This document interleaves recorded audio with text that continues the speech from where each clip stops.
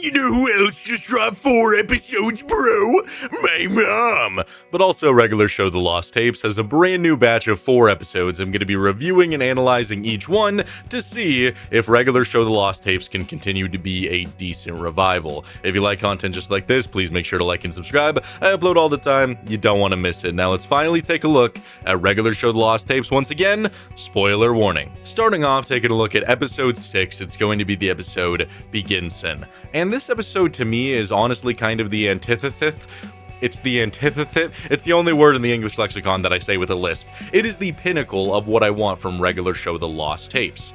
I kind of went into this series with my expectations a little bit tempered, because if this series was bad, then I could just sweep it under the rug, pretend that it never existed, and still enjoy the OG show. But it's when I get episodes like this that add an entire new layer of depth to a character, add some lore that I really do appreciate, and ultimately feels worth watching, it's a lot better than just getting a laugh. Like, obviously, I love the majority of the episodes so far because I'm laughing my ass off, but when you just add a layer of depth to the characters, it makes it ultimately worth watching. And so far from this episode, that's what I get. The episode opens with everybody just celebrating, oh, jolly good show, it's Benson's 6-year anniversary at the park! You know, it's such a good time, such a good day, and that's when they start asking Benson, hey, 6 years, how'd you get this job? And Benson's like, it all started a measly 6 years ago. And he starts telling a tale about when he was in Heir to the Throne, which is also great because we never truly found out why Benson got kicked out of the band. It was just in one throwaway episode, which is really good. 100-Piece Kit is a really good episode, but we never really understood why he was kicked out. Was it because he developed a certain little feeling of baldness and he's in Heir to the Throne and they can't have a bald fraud within their ranks? No. It is because Benson is a very formal man when it comes to training and the necessities, so much so that they play a gig and they see some fine baddies, okay, some beautiful women, and Benson's like, don't worry guys, I got this. Goes over there and is like, get out of here, go, we don't need whores like you around here. Get lost! We need to focus on the only thing that matters to a band, musicianship. Which I thought was hilarious and pretty on brand for Benson to just immediately get rid of any distractions, and that includes beautiful women. Kind of goes in line with how Benson views women nowadays. He's always trying to get with them, but he doesn't really understand them because they're an obstacle that he needs to get through to get to their heart. That's how he feels about it. And so, we see them go on for 300 miles, and then eventually Benson is just listing out the schedule, even including annual colonoscopies to make sure their innards are good enough for a performance. I don't really know how that fits into being a rock star, but perhaps it's important, so they kick him out of the band, they throw him in the road, and Benson has to stay in a storage locker.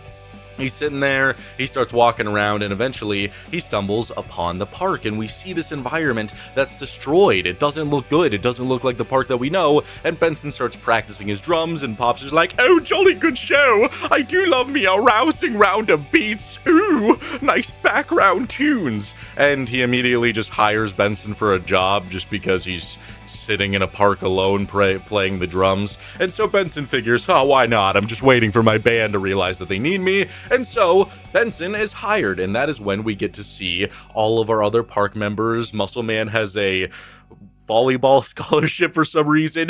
You know who else is easily impressed? My mom when she sees my volleyball scholarship, bro. It's pretty wild, but it's also hilarious that Muscle Man of all characters has that. And Benson meets Tox, the villain for the episode, who is just a manager who doesn't really like to work at all. He's just busting chops, doesn't want to do anything. He's coasting through this job, paycheck to paycheck. And anytime you mention doing any like little ounce of work, he starts getting basically a bunch of hemorrhoids all over his body. More work. Isn't that being efficient? I hate that word. We don't work like that here. It's basically like if you tell Gen Z about a job and they're all like, J-O-B, you can't say that word, bro. And they start just screaming, shaking, getting all violent and just crying in a corner of a room. That's basically how Tox reacts to this entire situation.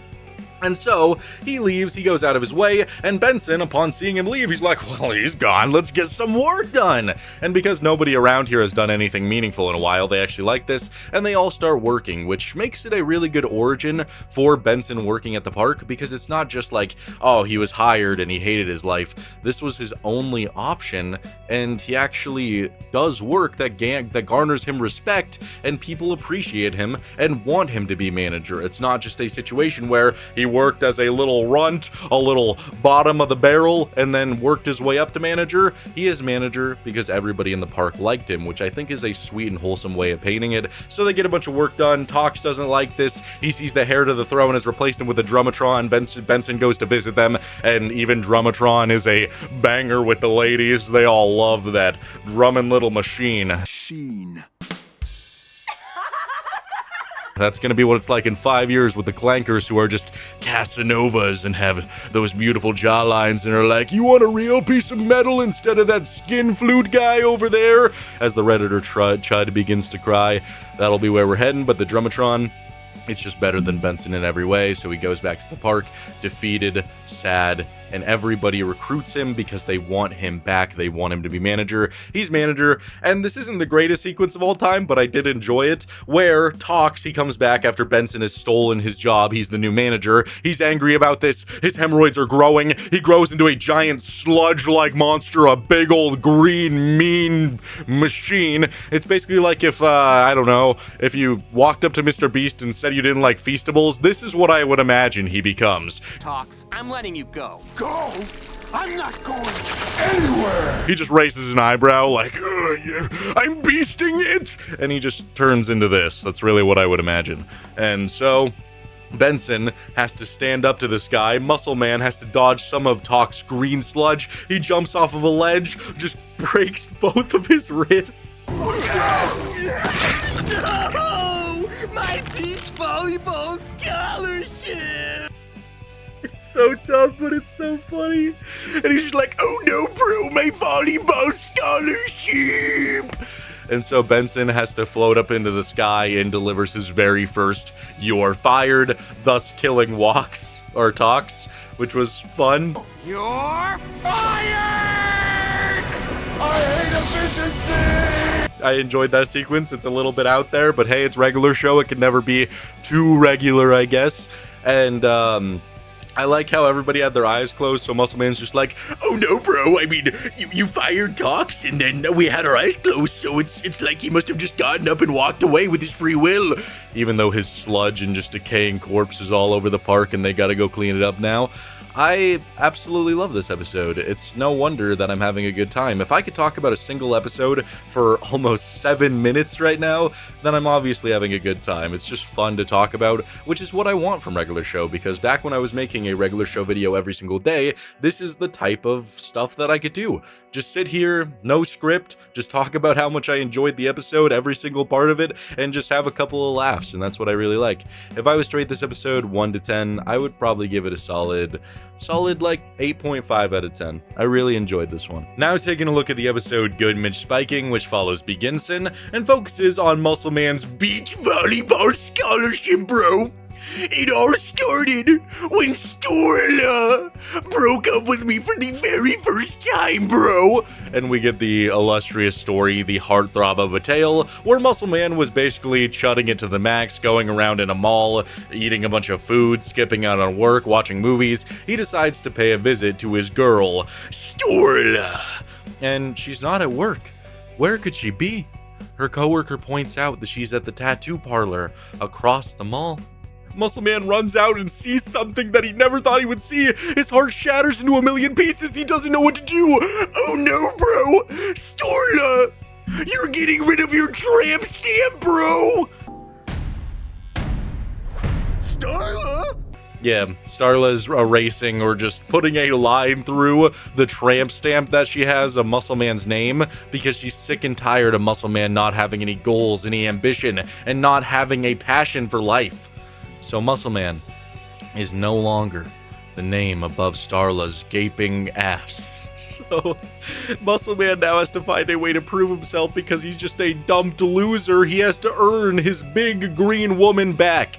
And so he goes to the park and he's just sad cleaning up trash. But a man named Dan notices that every time he throws a little piece of trash in that trash can, he spikes it to the max, like a volleyball god would. And so Dan wants to recruit Muscle Man into this volleyball tournament so that he could prove himself and earn that scholarship and get Starla back. So they go to the beach, they're playing some volleyball, they're having a good time, there's some good teammates, and that's when we see Starla's new man whore, to say the least. She walks over and we get to see Steve with his chiseled jawline, chiseled body. He is a man that does not deserve to have a trampy above the ass. But Starla calls her tattoo artist on the beach for some reason, and 45 minutes goes by, and we have a brand new tramp stamp of Steve's name on her back.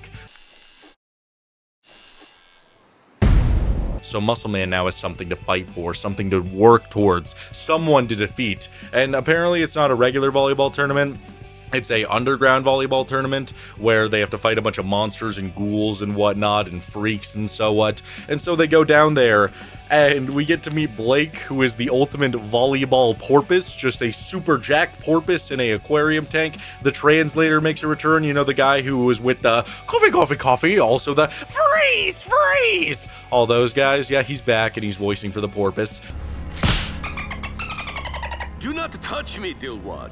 And it's going to be Steve and the Porpoise versus Muscle Man and Dan. Muscle Man and Dan, they kind of go through the majority of the competition in some pretty fun scenes, a good montage before we get to the Porpoise and Steve.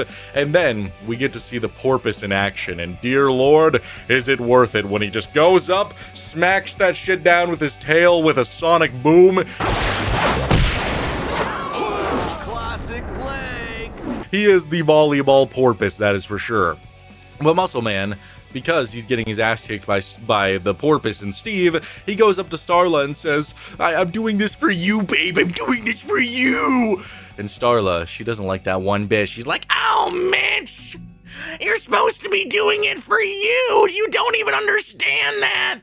And so Muscle Man, now understanding what he must do, he just goes and be's a crybaby, but his cries make him a volleyball god as he starts beating the porpoise and Steve into oblivion, but he still doesn't know what he wants, so he sinks down into the quicksand. Did I mention they were playing on quicksand? Yeah, that's important. So he sinks down, and then he thinks about his entire life, and he thinks about how he's supposed to provide a purpose for himself, and he realizes that his purpose is to spike the porpoise. And so he goes up, spikes the porpoise in the face, and that is how he becomes the volleyball god.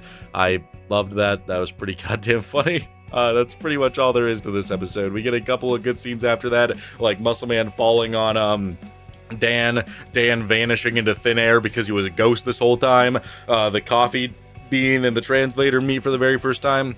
Just some good stuff.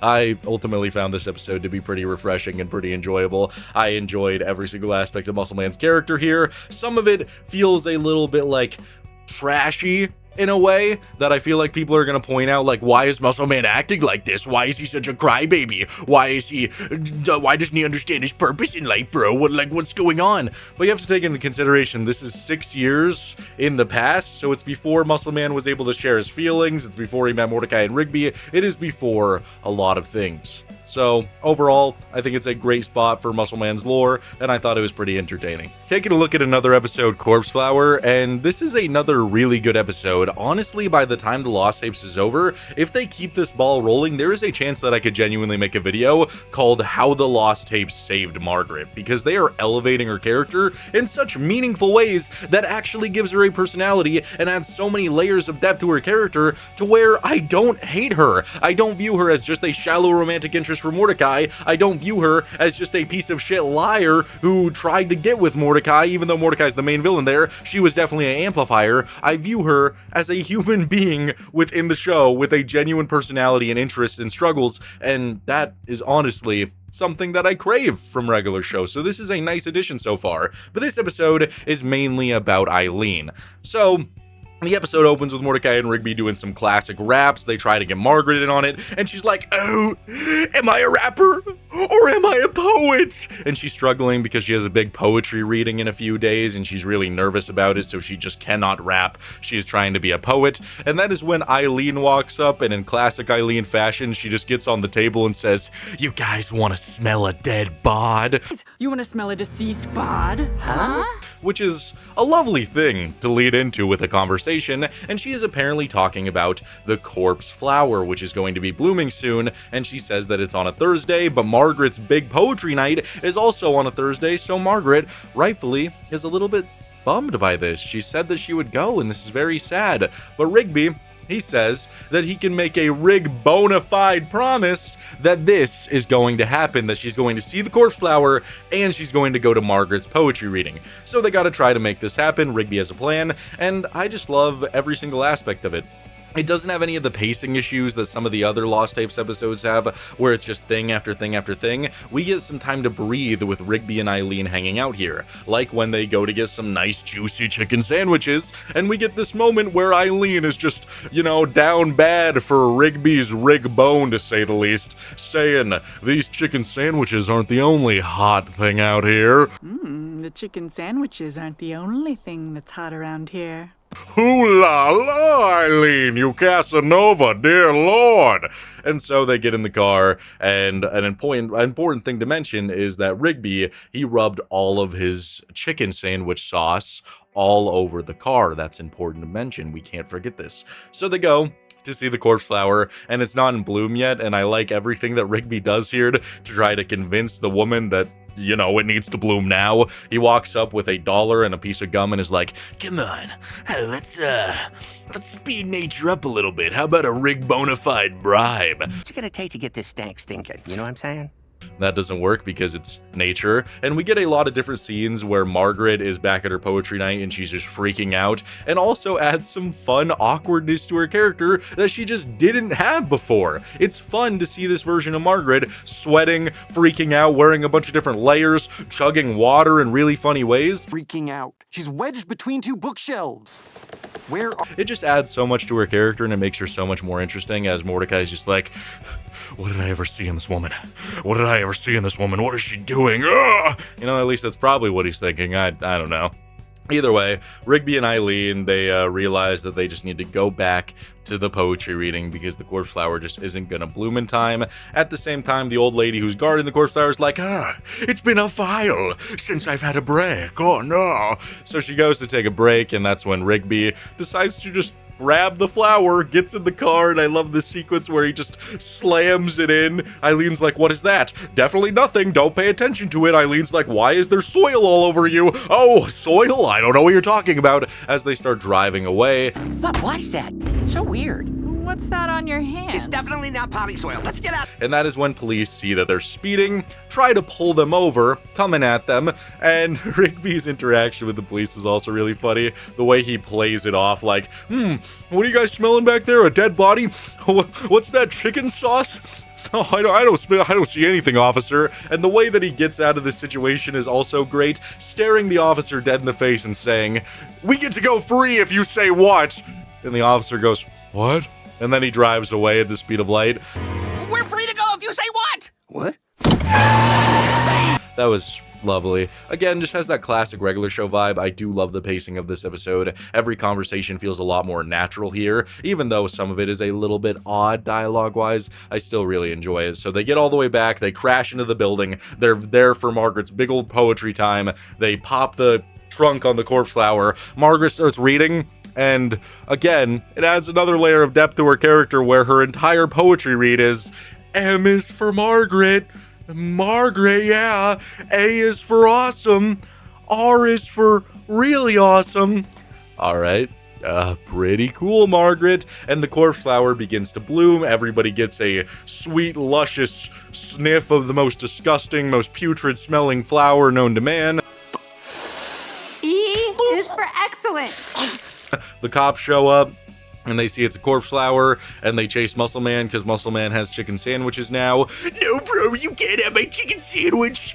You won't chase me if you say what, bro?" and they start running away. And it's not the most crazy episode of Regular Show, it's kind of down to earth in a lot of ways, but it got me laughing throughout the majority of it. I loved Rigby and Eileen's dynamic through it. I like that Rigby is just willing to have a Rig bona fide promise, and it's just true. Rigby got Eileen to see both Margaret's poetry reading, which was pretty lackluster, and the Corpse Flower Bloom. It's just a fun episode overall. I really liked it. I liked the dynamics of all the characters. It was fun. If I was to rate it 1 to 10, I would probably give this one a solid 8 out of 10. I really enjoyed it. Now, taking a look at the episode Stillwalkers, I would definitely say out of the 4, this is the one that I liked the least. It just has some pacing issues, especially in the first 5 minutes. Okay, in the first minute and 30 seconds, Muscle Man is all like, I only got 1 exposure left in my camera, bro. Benson is all like, Mordecai, Rigby, take down the Christmas decorations now! And Rigby makes homemade stilts, takes them down, says that he looks like sushi standing over all of the Christmas decorations, and is like, Muscle Man, take my picture. Muscle Man's like, no, bro, that idea stinks. And that triggers like a PTSD to awaken in Rigby, and he goes away screaming, crying. He's clinically so upset, and he goes away and he tries to ruin a couple's proposal because he wants them to take a picture of him with the sushi idea, and they also say the idea stinks, so Rigby's heart is just getting more and more broken. And that is when Uncle Sam shows up and says, Rigby, my boy, I love your idea. I want you in Stillville. That all happens in like the first minute and 30 seconds, which is a lot of stuff to be happening. So Rigby, he goes back and tells everybody that Uncle Sam wants him, and I mean, Uncle Sam definitely would be the guy that would want you. He'd want you so badly. He's an Uncle Sam and he wants you bad. Like, that's literally his entire idea. I want you. And they don't really believe in the Uncle Sam nonsense, so Rigby goes back to Uncle Sam, gets to see this entire town of stilts, gets a montage of a life with stilts and how great it could be for him. So Rigby decides this is what he wants. He goes back to the house to get all of his stuff, and we get to see CJ again in like the most wasted sequence ever. Adding her to the episode didn't add anything. I think she has 3 lines of dialogue, and it's all like, what is that sound? Wow, I didn't know Rigby's dad was like this, and whatnot. It's just kind of pointless. Rigby takes everything, but he forgets, he forgets a tape, and Muscle Man goes to watch it because he's so excited, and we get to see that Rigby was bullied by his father. We already know this, but apparently his dad used to say that all his ideas stink, and that's pretty sad for poor little Rigby, poor little Rig guy. What? You taking your stinky ideas somewhere? They don't block my TV show! And that's why everybody decides that they need to go and help Rigby because it's a trauma thing, and so he's at Stiltsville, and that's when Uncle Sam is like, I want you to give me $12,000. Just a measly $12,000. Rigby can't do that, so Uncle Sam says that his idea stinks, and everybody shows up. And honestly, the battle that we get versus Uncle Sam and all of the Stilts people versus everybody from the park is really enjoyable. Battling on stilts isn't something I knew I would enjoy so much, but everything they do with it was really unique, where like Mordecai like throws up his stilts and kicks them all in the balls. They grab Eileen and swing her around as she just beats everybody to a pulp.